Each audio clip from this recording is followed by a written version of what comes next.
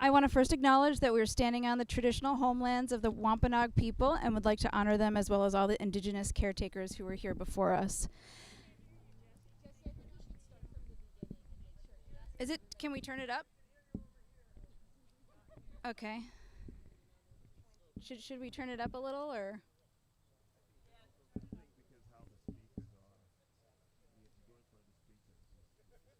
Is someone turning it up? Okay, I'll try to talk louder. So I'm Jessie Bell, the Executive Director of the Land Bank. Thank you all for coming to this event. I want to first acknowledge that we're standing on the traditional homelands of the Wampanoag people and would like to honor them as well as all of the indigenous caretakers who were here before us. This particular property was purchased by the Land Bank in 2017 with the help of generous donations from the neighborhood and is commonly known as the Garden by the Sea.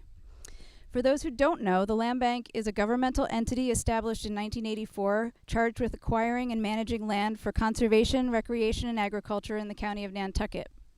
We're governed by a 5-member publicly elected commission, some of whom are here today. We have Mark Donato, Alan Reinhart, and Neil Patterson, but we also have John Stackpole and Christina Jellamy. A little less than a year ago, the Nantucket Historical Commission presented this idea at a meeting, and the commission, immediately recognizing that it was a good one, approved the request unanimously. The events of 1822, which you'll be hearing about later today, represent one of our best moments as a community, and therefore should be celebrated. And it couldn't be more fitting to have Arthur Cooper's story memorialized in this park on the street where he lived. If everyone could raise their hands, I'd also like to recognize the other members of the Historical Commission, town officials, and representatives from the Museum of African American History who are here and thank them for their support.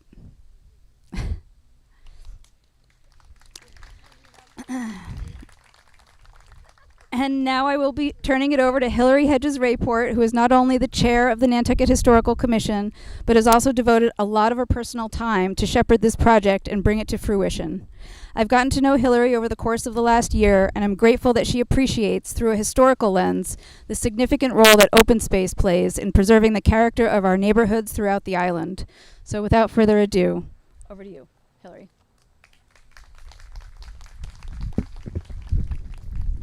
Thank you so much, Jessie. Can everyone hear me?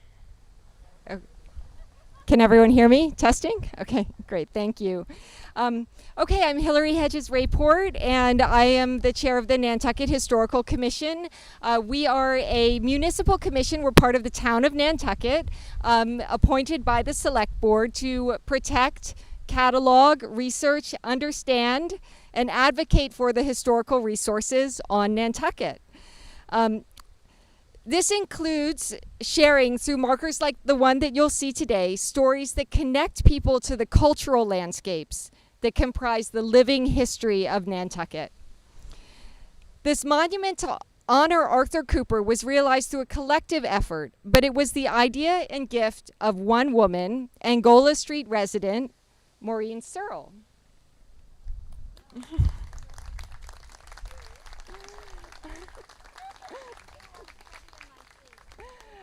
Thank you, Maureen. Thank you for that applause, because I do want to take a moment to recognize Maureen for her inspiration, her initiative, and her generosity in helping to make this happen. I also want to thank local historian Dr. Francis Cartoonan for introducing me to Maureen and putting the wheels in motion that led to this day. I have a little gift for Maureen.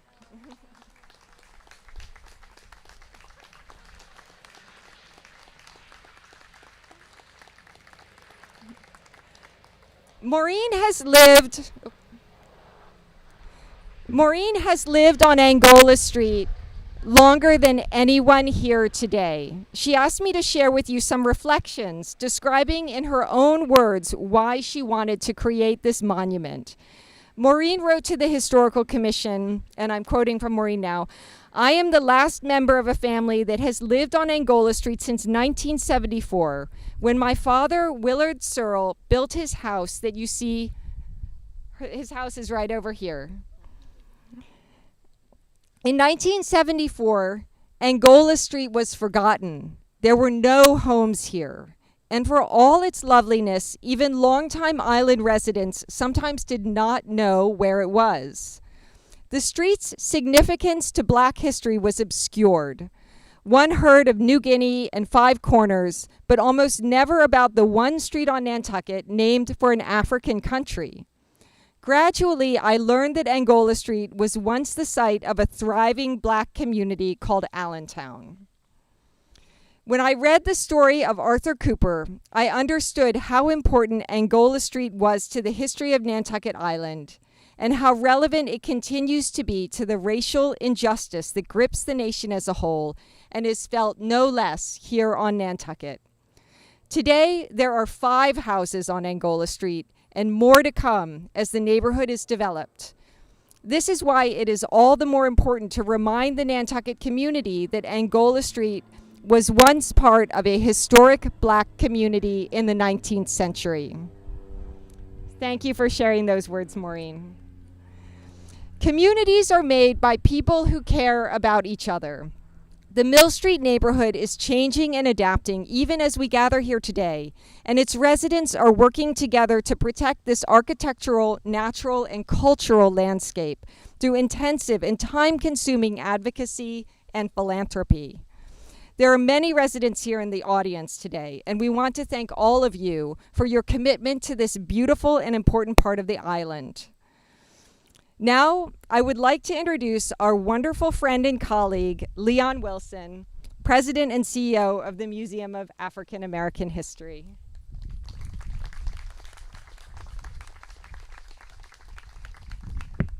I think I've learned from the other speakers. Can you hear me? Is it still no? How about now? How about that? Training I should have learned earlier in my life, but I'm sort of new to the museum as its leader, having been in this role just about a year and a half. However, as reminded in an earlier conversation today, this is exactly the 20th year of my first trip to Nantucket. And that first trip to Nantucket was encompassed with me being invited by the then executive director, Beverly Morgan Welch, to come and look at a building that she was looking to acquire for the Museum of African American History. And the Higginbotham House, amongst others, and which I'm sure all of you know very well, was one of those buildings. I was excited then about the opportunity to come to this community, and I was also excited about the stories about the diversity, the support, and in many cases, the absolute survival of those formerly enslaved persons or even those free persons of color on the island who might have been taken back into enslavement were it not for those citizens of this community. So I was excited by that story. I was excited by the history. I'm equally excited today as we do an unveiling that is going to memorialize that relationship through the very name Arthur Cooper. So I want to welcome you again. You've had a couple of welcomes already, but I want to welcome you on behalf of us at the museum. I want to welcome you on behalf of yourselves, the audience today that's here to support what we're doing in this unveiling. And I'm going to have someone in a short while tell you a lot more about Arthur Cooper than you might already know. But that legacy of Arthur Cooper is something that one of my colleagues, who I'll mention in a short while. But I think it's important for us to pay this special tribute and to the rescue of a formerly enslaved person who came onto the island in the 19th century and into this 19th century community and found both friends and support and freedom from those who would even take him back to a life of control, non-freedom, and unfortunately enslavement. So we're pleased to share this collaboration and this partnership with the Nantucket Historical Commission and the Landmark Bank to acknowledge this occasion. And the effort of all of you, the effort of those on this commission and the Land Bank as we move forward and mark on this very important day the life of a very important citizen of this community. The Museum of African American History, located on York and Pleasant Streets, is unique in the fact that we absolutely look at history on the basis of what is the truth that might be untold, and how might it be told in a fashion that's embraced by all. We're also one of those places where we come for dialogue, discourse, and not necessarily agreement. We don't care that everybody agrees with what we believe and what we say. We care there's a forum for what we believe, what we say, and what we know through documentation. And in a short while, you talk to someone who's very significant in helping the museum maintain that documentation. But in any case, I want to thank you. I want you to encourage to join us at the museum. And as you witness, this event today, as you witness this very unique occasion today, and as you witness your contribution and the black contributions on this island and the diversity and the relationship and those things that make you a much stronger community, by your presence, by your history, and by where you are today and what we're doing today, I want to congratulate all of you and ask you to give yourselves just one brief round of applause, if you would. Celebrate yourselves. And thank you all. The museum's buildings have touched the lives. They tell stories.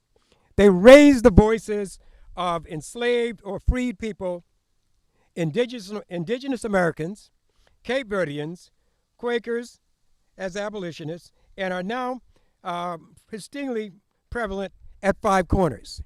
If you haven't been there, and I'm willing to believe that almost all of you have, we invite you. We invite you to come and spend some time. We invite you to come and hear our history. We invite you to bring your thoughts of discourse. And, as I said, you need not agree, but we will engage you in conversation and ask that you challenge us. Truth is truth, and that is exactly what we stand for as an organization at the Museum of African American History. And we proudly say Museum of African American History, Boston and Nantucket. I want to now introduce Lamerchi Frazier. Lamerchi is our Director of Education and Interpretation. She's also the person who carries the history forward and helps us understand those historic moments as we look back. So she's going to give you more than just a little bit about the life of Arthur Cooper, and more than just a little bit about why we are so proud of her as that person at the museum who brings these stories to life. Lamerchi?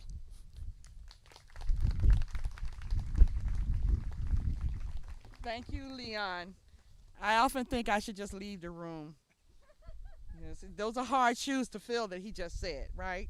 So I hope you will bear with me, but it is a distinct honor and privilege to see all of your beautiful faces here today, to witness, as Leon has said.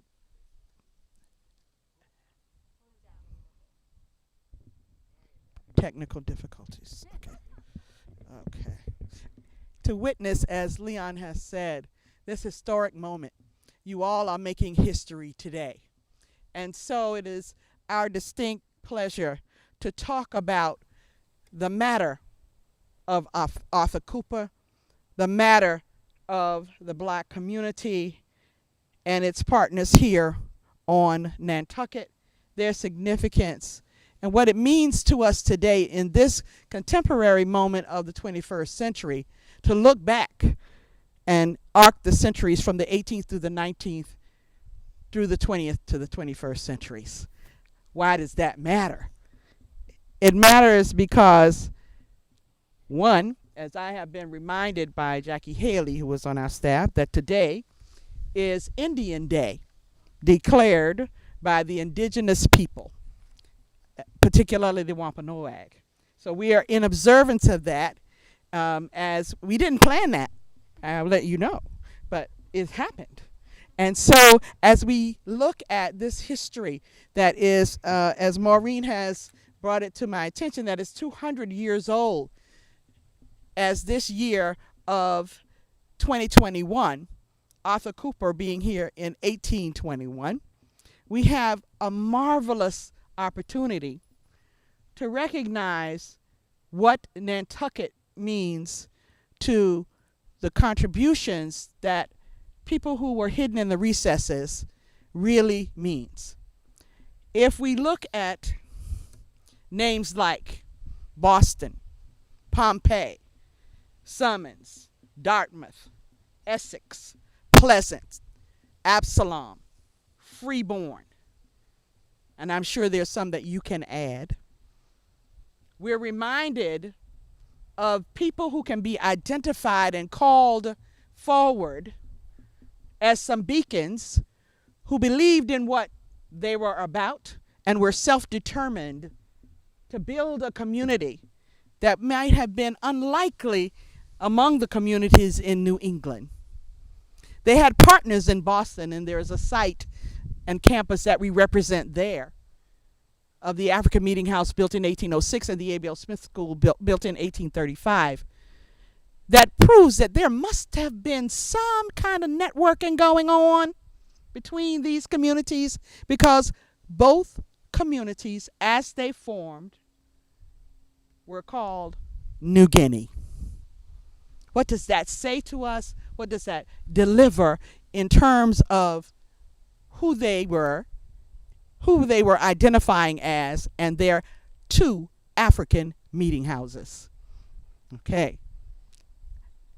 I can't help it but feel like a teacher all the time, so you all forgive me. You can tell me the time, sit down. Okay. As early as 1659, slavery was present on Nantucket. That might be why we're here today discussing this. In 1764, there were at least 50 people of African descent labeled as Negroes by the documents of the town. But by 1820, there are 274 of the 576 inhabitants of Nantucket. Among these mid-18th century, quote-unquote, Negroes was Mariah and Boston and their children, enslaved by Mr. William Swain. The manumission of their children was charted out by date. And the one that we have much emphasis on, his name was Seneca. Seneca Boston, as he took his father's first name for his last name to identify himself. He was manumitted in 1772, and by 1774, he had purchased the property at 27 Pleasant Street here in Nantucket. He had purchased this property and was building a home with his Wampanoag indigenous wife, Thankful Micah. They built this family home, and I think that's 27 York Street to be correct. Is that right? 27 York Street. Sorry. Yes, 27 York. Sorry, not Pleasant. When we think about their plan of their family home, when the museum purchased it, they thought it was a 19th century home. But through finding a canvas roof, there was some investigation by the restorers of the building to find out this was an 18th century home. That by 1774, there are people who understand the investment in property. They understood the relationship of property to independence. And so as Thankful Micah and Seneca Boston build this home, their first child that they have is called Freeborn. Let's think about that for a second. The identification with Africa, the identification with land, the identification of naming a child Freeborn is significant to signal that difference between slavery and freedom. Those are lines that demark that moment of self-direction and self-possession. And so this anchor of the community that's at 27 York Street on a 0.15 acre of land begins to be that epicenter of where this new community, New Guinea, or sometimes called Newtown, is going to evolve. And from that, as we think about them going on to further have children, and one of them, his name is Absalom. Absalom, who many of you may be acquainted with, is the first African-American whaling captain to own his own vessel. we see marks of industrious people. We know that in Massachusetts by 1770, free African descended people can vote. There is a stipulation, however, you must be a property owner. So as we mount the number of deeds, 535 have been identified as those of African people between the years of 1790 and 1830. There are 140 African American people owning property. What does that say about their advancement to the place called citizenship? They understand that the element of property is related to their freedom, is related to their somebodyness, is related to their humanness, is related to their opportunity to have a place to call home, to be loved, against all the slurs, against all the discrimination that has been happening. It is no wonder that by the 1820s, that co-founders of the African Meeting House that sits at the corner of York and Pleasant is the Boston family. They are among those people who help it to get built. There is an incident that happens for the call of there to be indigenous schools built.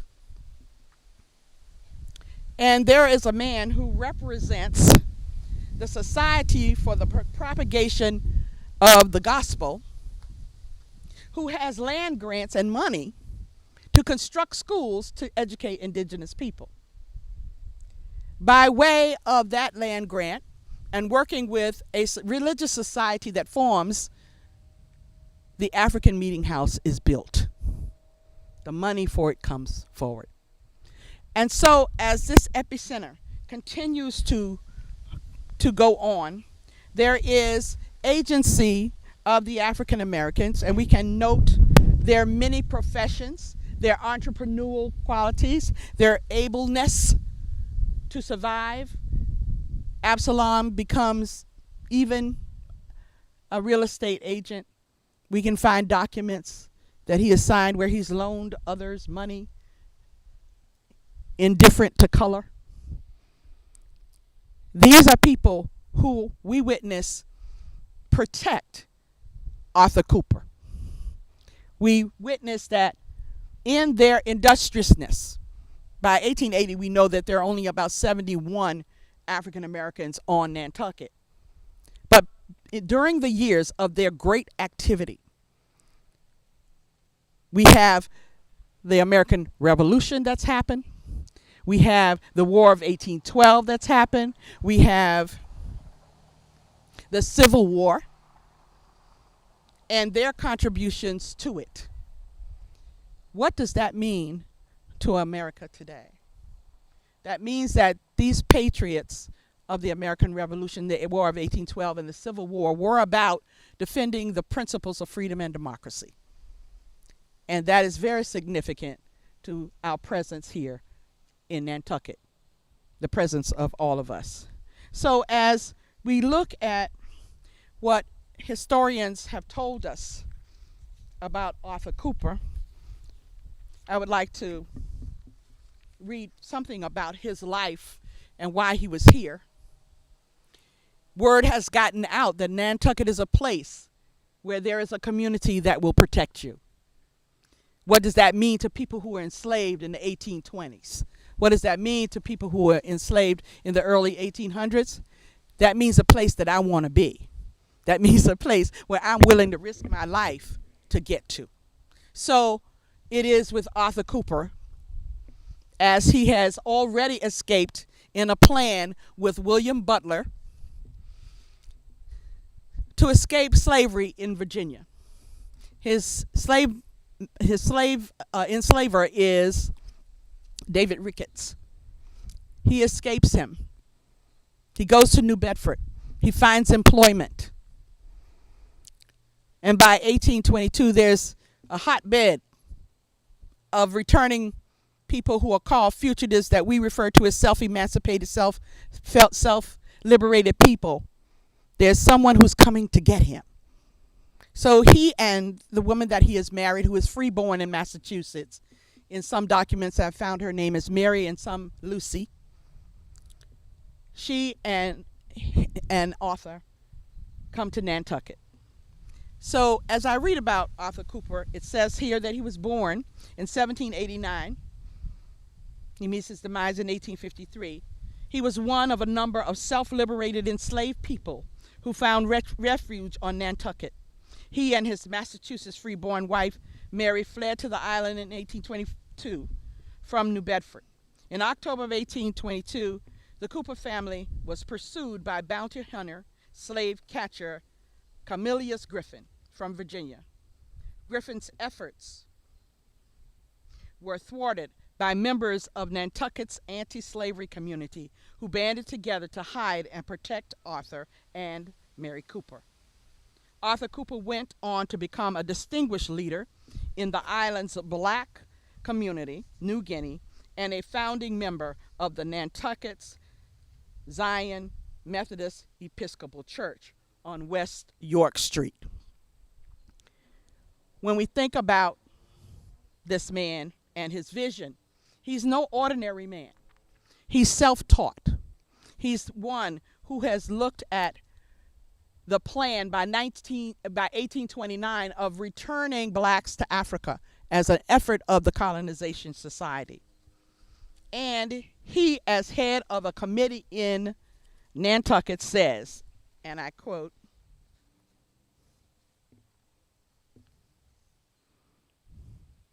"Wholly gratuitous, not called for by us to return to Africa, and in no way essential to the welfare of our race.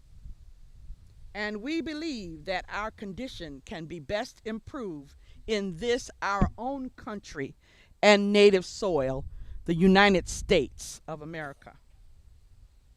This was published in the Liberator newspaper, August 1831. This was a man of vision, surely not ordinary, who raises from the point of being enslaved in Virginia by law, prevented from reading and writing, and becomes a leader in this community. To reenact his story today of an attempt to capture him by Camillus Griffith, who was thwarted by the actions of the New Guinea community surrounding the house where Arthur Cooper was, enabling those who were the Quakers, identified as the Quakers, to whisk him on to Anna Gardner's house. That incident brings us to this moment of honoring Arthur Cooper with a script that was written by Neville Richards from Nantucket. Many of you know him, I'm sure. He has allowed us to excerpt and paraphrase from that and present to you a reenactor who is a minister himself, as paralleled with Arthur Cooper's life, Mayan Scarlett. Mayan.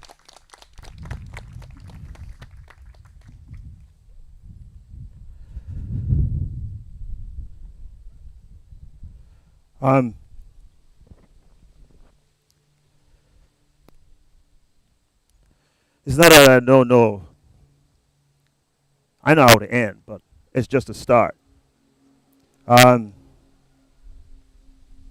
let me start by introducing myself. I am Arthur Cooper, Reverend Arthur Cooper. Our church was incorporated in 1835, right at the corner of York Street and Pleasant Street. But I just decided to become a minister. Before that, I was a slave in Virginia. I didn't think anything of it. 10, 12, 14, long days, working hard, makeshift tents. But there was something inside of me that tell me, I need to leave here. I need to go. I wasn't super smart, wasn't had no formal schooling, but I knew I had to escape. So, in doing so, I met this fellow. Never forget his name, William Butler. Yes, sir, indeed, William Butler. See, I knew when I left Virginia, I know I just had to go. But William Butler, he had a plan. And I was so glad that he included me in his plan. His plan, he was supposed to meet a captain in New Bedford Port.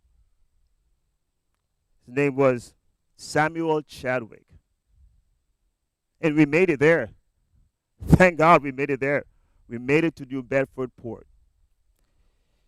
Captain Chadwick welcomed William Butler, and then he greeted me. Wow. That was the first time I ever felt human, like I was human. Captain greeted me. Never had that before. We went aboard the ship. His vessel was a 47-ton. It was called the Regulator. It was called the Regulator. But after being on boat, I know sailing wasn't for me at all. Bad days, I would be sick. I was sick every day. But you know what? Sure beats me in Virginia, a healthy me on a plantation in Virginia. So I knew that they came off the boat, New Bedford, and people there welcomed me. Really, really felt at home. And it was there that I met Mary. Mary. Well, I'm not really thinking of her last name. She didn't have one. It was just Mary. Her master didn't seem to give her last name, so it was just Mary. We had with our 4 daughters after meeting Mary, we had 4 lovely girls, and we decided to move to Nantucket. What was appealing to me about Nantucket was it was a place for free blacks. Yes, free blacks. Free blacks. So that made me, yes, I had to go to Nantucket. Nantucket was a beautiful place. Nobody looked at you as if you were a slave. I think we're just one. A beautiful community. And we decided, well, we're going to make our home here. And I can never forget October 1822. It was a Saturday.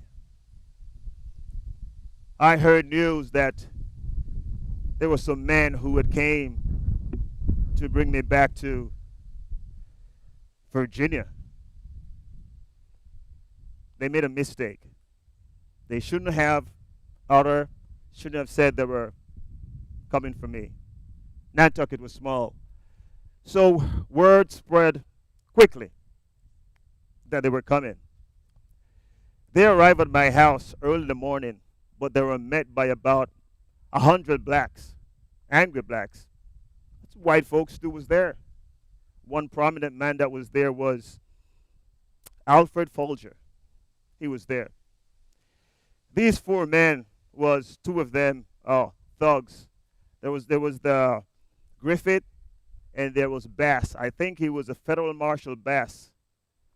After a while, the people started to nickname him Bass Mouth. They had a warrant for me to go back to Virginia. Alfred Folger stepped in. He looked at it.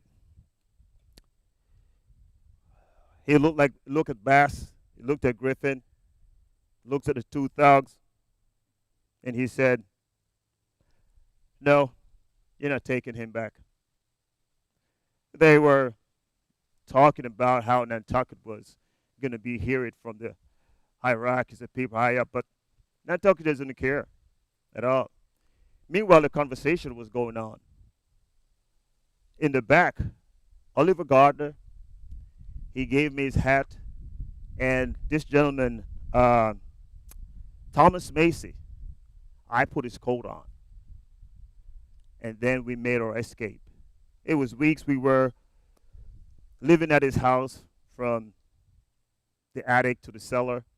It was there that we had our fifth child, uh, Arthur Cooper Jr., and we celebrated that.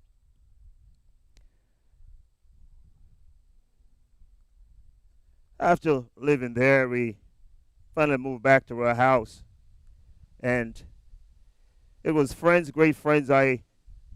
Friends with Pompey and Absalom Boston. Absalom, he was quite a character. Yes, he was quite a character. And if you knew Absalom, I don't know, he somewhat sort of, to be fair, it was that type of character. He was a captain. I'll tell you a quick story about him. He came in with his catch. His boat came in with his catch, and they were offering him twice less than that they would offer a white captain for his catch. There was something about him. He looked at the gentleman, and it seemed to be a threatening one. He did. He looked at the gentleman, and he looked around, and he looked at the dock, looked at the pier in a dilapidated form, and he said to the gentleman, "See that cigar that's in your mouth?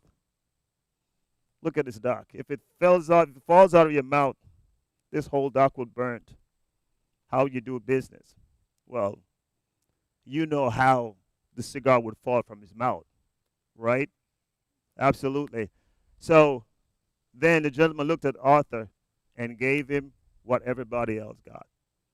He was quite a character. As a matter of fact, Absalom was the first black man to have his kids go to the Nantucket school. Yes, he fought for that. Nantucket has been home for me and my family. We loved it, loved being free, and most of all, this ocean is beautiful. So we'll all enjoy it. Thank you.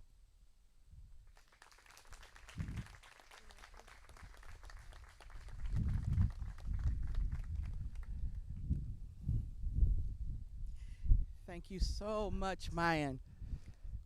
That was beautiful. I'm hearing comments from everybody. Let's give him another round of applause. And what he brought to us was an authentic rendering of some of, added to our imagination to fill in some of the blanks, is an account about this community and its efforts to keep Arthur Cooper free. He was known as George in New Bedford. And in a scene about this incident on Nantucket, a local magistrate here by the name of Mr. Folder told Griffin that the laws of Massachusetts did not recognize slavery and that he would arrest Griffith if he attempted to carry the Coopers off. Griffith replied predictably that the federal law authorized him to apprehend fugitives from service. And he asked the magistrate if this were not possible. And Mr. Folger said no, without any explanation. And just as our reenactor has brought to us, there was an informed Mr. Thomas Macy who was there. Francis's son had put his Quaker coat and hat on George, or Arthur, according to Mr. Griffith, and assisted him and his wife and children out of the window and carried them off to a place of greatest safety. In fact, to Folger's house. I had the mortification to be entirely defeated. So here's to the Quaker, Nantucket Quakers. With that, I am going to introduce two speakers who will enlighten us further. One is your own Nantucket scholar, author of at least 4 books on Nantucket history, Dr. Barbara White, who will take us into some information about the place where Arthur was secured and his family, the Gardner home, and Anna Gardner. She has recently released a book on the history of Anna Gardner, and she will tell you the title of that work. And after she has presented, we have a guest with us today who is Brian Core of Brian Core Consultant Services, who is a member of the Friends. In this contemporaneous moment, Brian is a senior government and nonprofit professional with more than 30 years of experience in community relations and organizing, nonprofit management, developing and fundraising, technology and information services designed, and online communications. Importantly to us this day is that he is a Quaker. Brian has spent the last 3 decades working on issues of peace and justice, organizational development, and program planning and evaluation. Much of his work has focused on the direct fundraising and organizing experience, and he has many years of expertise in developing and using technology. He is also a part of a review committee on the actions of the police. We are very, very fortunate to have him here today. And with that, I will bring up our scholar, our historian, Barbara White.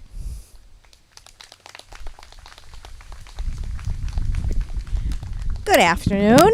I guess I'll do the testing. I'm a pretty loud person, so hopefully you can hear me. It's obviously gratifying to be here at a ceremony honoring the life of Arthur Cooper. But before I go on, I do have to correct one thing. I wish I did have a doctorate, but I don't. So I don't. That is not me. Right. I'll take it. My focus today is how Arthur Cooper's life intersected with that of the abolitionist Anna Gardner, a Nantucketer of European descent. And I wrote a book about that recently called Disturber of Tradition. The first encounter that Anna had with the Cooper family was when she was only 6.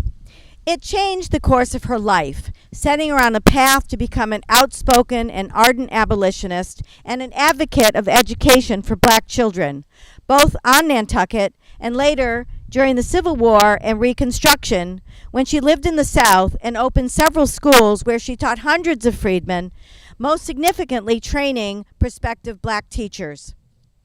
Some of this you've heard before. Arthur had been living on the island for 2 years when the bounty hunter, Camillus Griffith, arrived to drag him and his family back to enslavement. The bounty hunter and the federal marshal, deputy federal marshal, arrived on the island the night before they planned to seize the Coopers.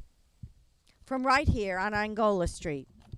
It's hard to keep a secret on Nantucket, as most of you know, and it was no different back then.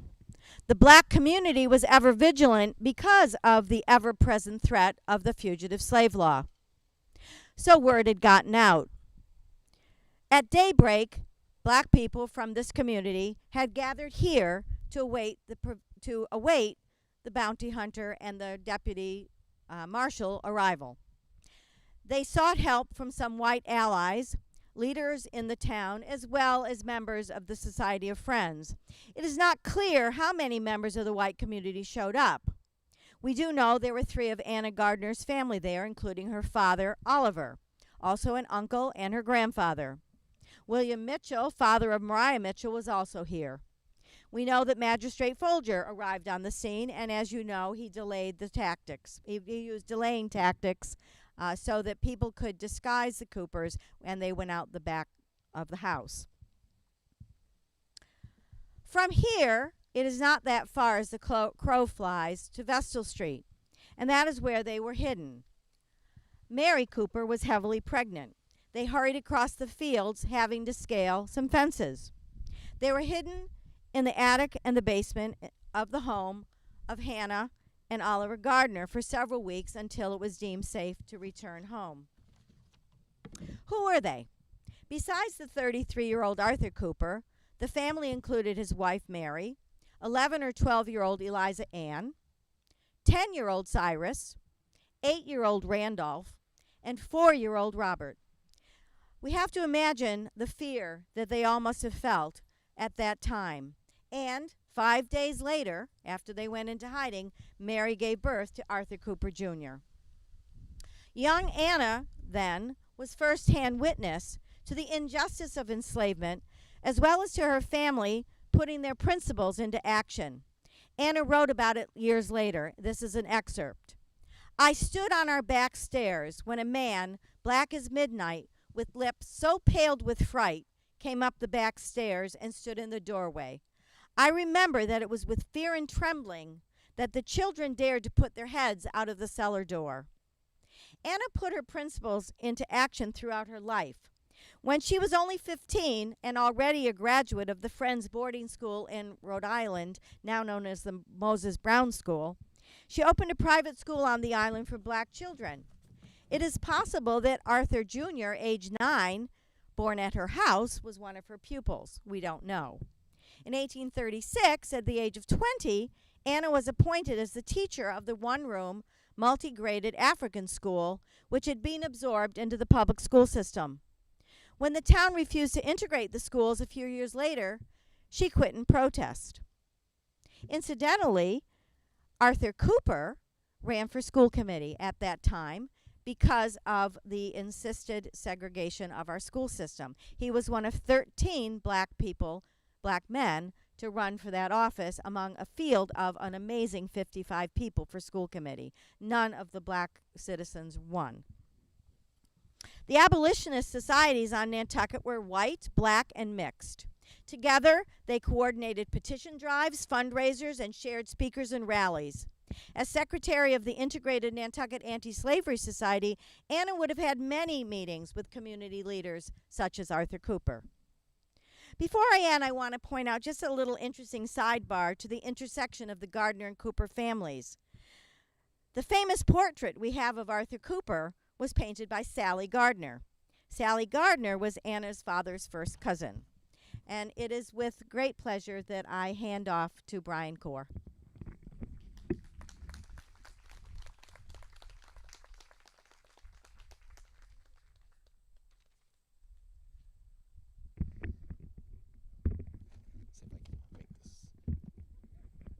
Okay, good afternoon.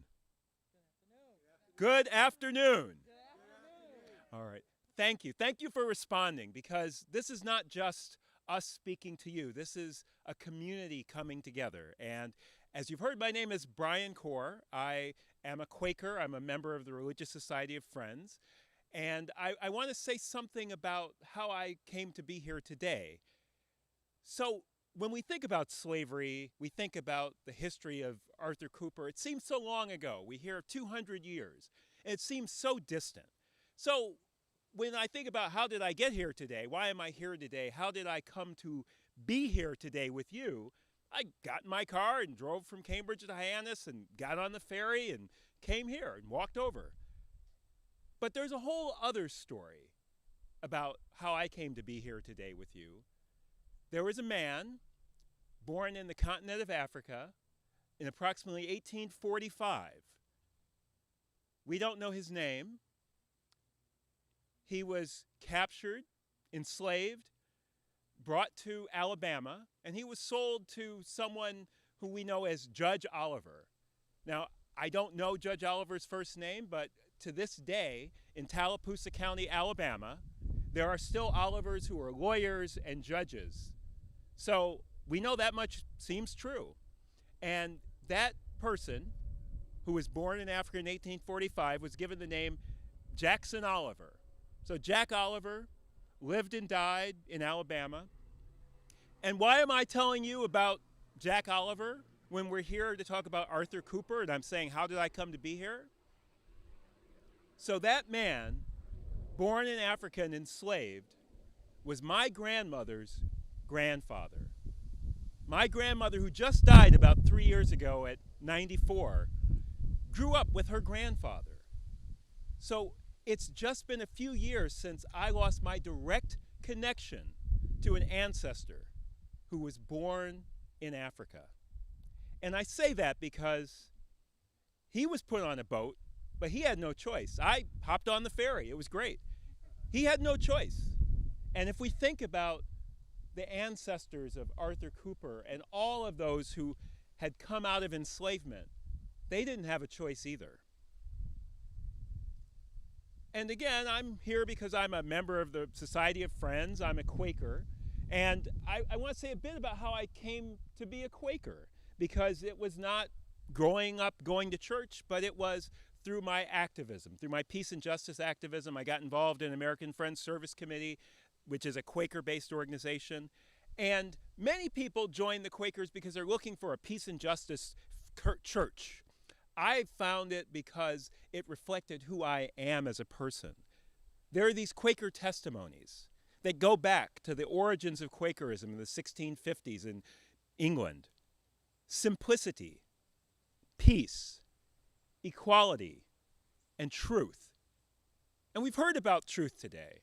And in fact, the reason it's called the Religious Society of Friends is that some would say they thought of themselves as friends of truth, and that truth was the essential nature of their understanding of Christianity.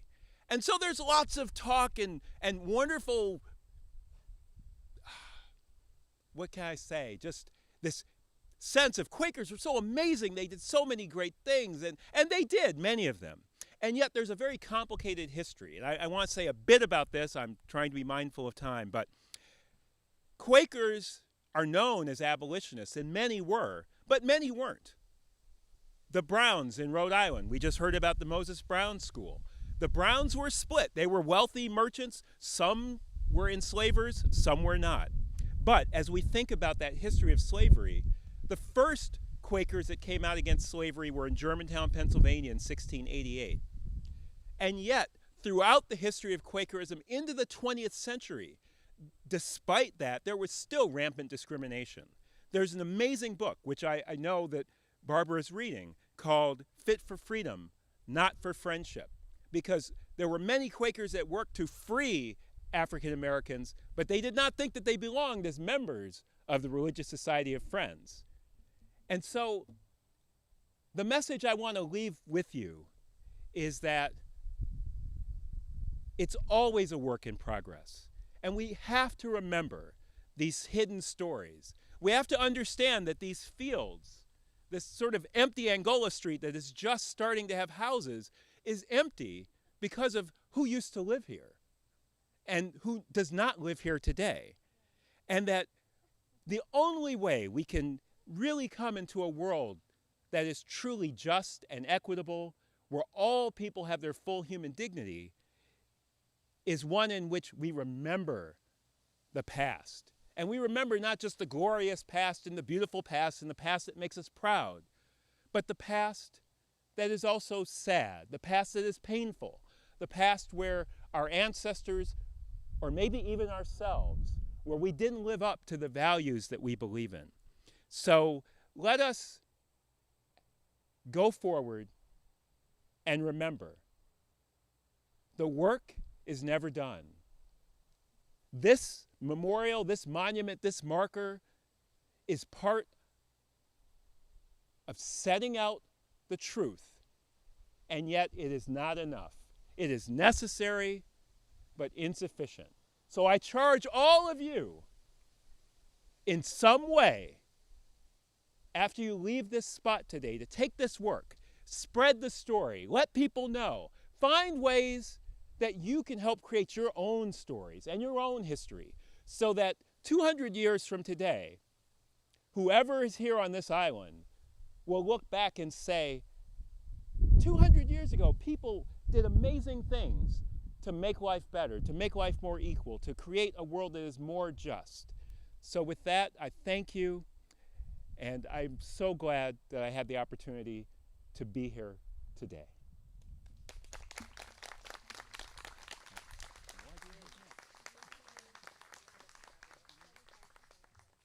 Thank you so much, Brian. And now we're going to have a few words from our town manager, Libby Gibson.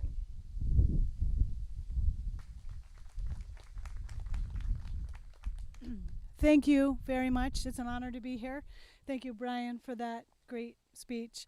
Today, we have acknowledged an important part of Nantucket's diverse history with this dedication of a memorial to Arthur Cooper. The speakers have addressed the community of New Guinea, the significance of the African Meeting House, the role of Quakers in the island's stance against slavery, and of course, the life and history of Arthur Cooper. It is important that Nantucketers learn about the breadth of the island's rich and diverse history and that we celebrate the diversity of our present-day community. Monuments like this one point to that history, and our gathering together today honors our community. The town of Nantucket has taken several steps to bring forward more information and experiences that acknowledge who we are as a community. About a year ago, the Select Board supported establishment of the Diversity, Equity, and Inclusion Director position, and just 5 months ago, we hired Kamal McCarthy to be our first DEI Director. Kamal is over there.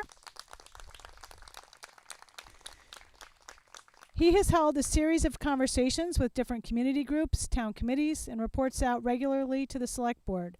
This summer, he organized and led a book group discussion for town department heads on Stephen Young's book, Micromessaging. Kamal is continuing to do the foundational work necessary to get this new town department up and running. This past June was the first year that the town of Nantucket recognized Juneteenth as a holiday. In addition to a day dedicated to remembering the end of slavery, the town collaborated with the Museum of African American History and Nantucket Equity Advocates to host an event at the Meeting House, and an essay on the meeting of Juneteenth was published on the town's website. This year, Nantucket's Cultural District is slated for its redesignation. Established in 2016, the district has promoted programs and experiences that represent the cultural diversity of our community through art, music, history, and dance. The Cultural District Work Group has set the goal of further increasing the diversity of cultural activity in the district in the next 5 years. Sadly, when the district was originally established, the boundaries were not extended to York Street, thereby not including the African Meeting House or the Seneca Boston Florence Higginbotham House.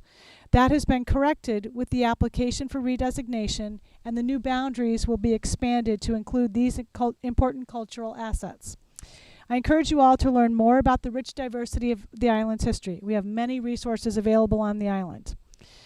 I would now like to invite the initiator of this memorial, Maureen Searle, representatives from the Museum of African American History, Leon Wilson and Lamerchi Frazier, town officials, Hilary Hedges Rayport of the Nantucket Historical Commission, Jesse Bell from the Land Bank, Janet Schulte from Culture and Tourism, Kamal McCarthy, our DEI Director, and the Select Board members who are present today. I don't know where you are. Jason Bridges with Eloise. Hi, Eloise. And Christy Ferrantella. And Jackie Haley. Sorry, Jackie. She is not on my list. From the Museum of African American History. So please, we're going to walk over, and please join us for the unveiling of the monument.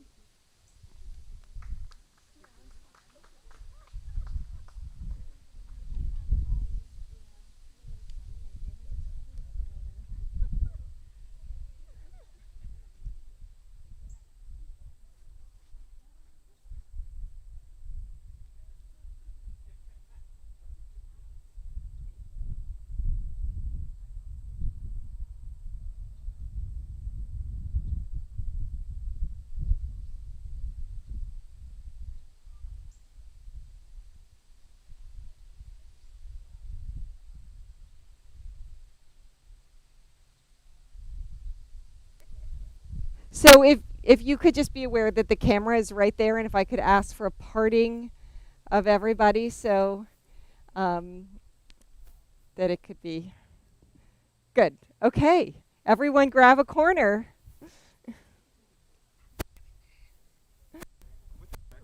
I think we're going.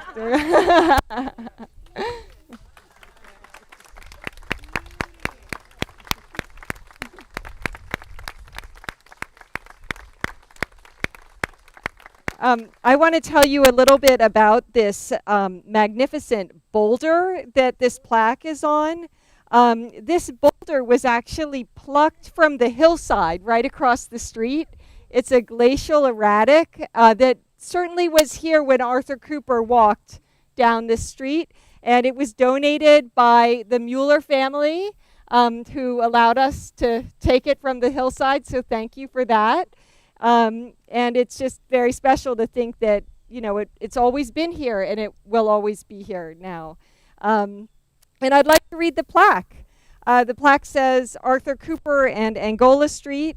Arthur Cooper achieved freedom from slavery and moved to Nantucket with his wife Mary and their children in 1820. The family lived on Angola Street.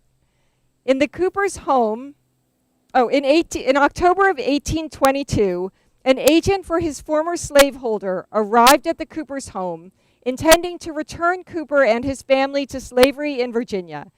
The people of Nantucket's New Guinea community, along with Nantucket Quakers, surrounded the house, creating a diversion while the Coopers were whisked away into hiding. Abolitionist Oliver Gardner and his family concealed the Coopers in their home until the agent and his deputy left the island. Arthur Cooper lived the remainder of his days a free man on Nantucket. In 1832, he became one of the founding members of the Zion Church, located on the corner of West York Street and West York Lane.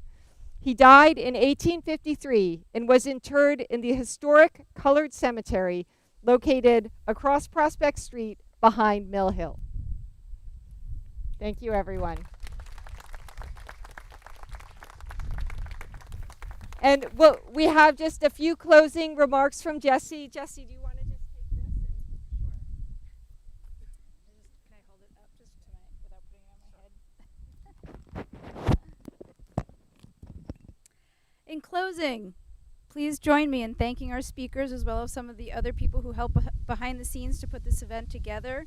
Thanks to Janet Schulte and David Sharp from the Nantucket Department of Culture and Tourism, Jackie Haley from the Museum of African American History, and Kamal McCarthy from the Office of Diversity and Inclusion. I hope you've all enjoyed your time here today, discovering how open space on Nantucket intersects with culture and history. Thank you and have a wonderful night.